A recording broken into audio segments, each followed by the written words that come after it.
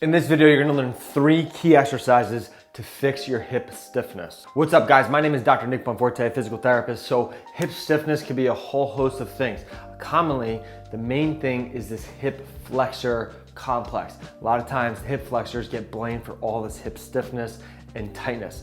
So we're gonna address this area specifically with 3 key exercises. Let's dive into some of the exercises right now. All right, so this first exercise up in addressing this 3-step process for the hip flexors is just dynamically moving in and out of the motion. So we're in a half kneeling position and I'm just basically squeezing the glutes, squeezing the abs, shifting my body weight forward until I feel a nice stretch into the front of the hip flexor and the quad region.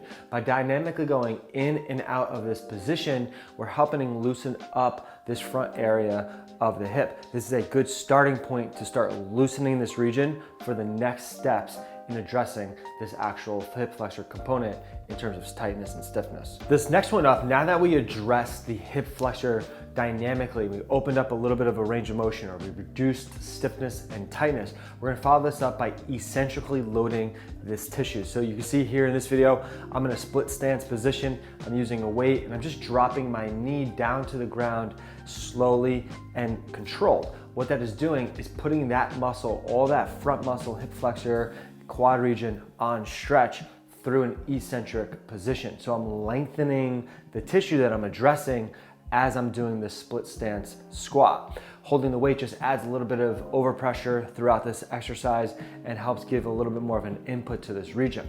This is a good way to improve the tissue extendability and the overall flexibility of the hip flexor region. Now lastly is this exercise. Now you might be thinking, well, why we're working on the back of the hip if we're adjusting the hip flexors? The idea with this is when we loosen up the front part of the hip flexor quad region, we have to work on the back part of the hip to teach the front part of the hip that we can move into that range of motion. So by activating the back of the hip, the glute muscles, the hamstring muscles, we're teaching the leg to be able to control itself moving backwards, which puts the hip flexor component on stretch. So with the first 2 exercises, we loosen up this range of motion, we teach the body how to expand and lengthen the tissue, and now with this exercise, we're activating the glute and hamstring muscles to bring the leg backwards to overall, in the end, teach the body that it can control itself moving the leg backwards, ultimately improving the hip flexor complex mobility. So there you go. Hopefully you gained some value out of this video and learned some things and exercises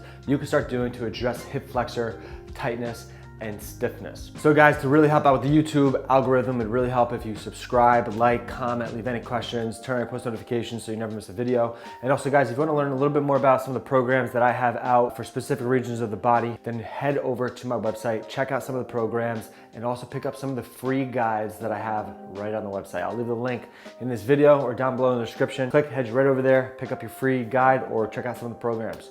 This is Dr. Nick. I'll see you next time.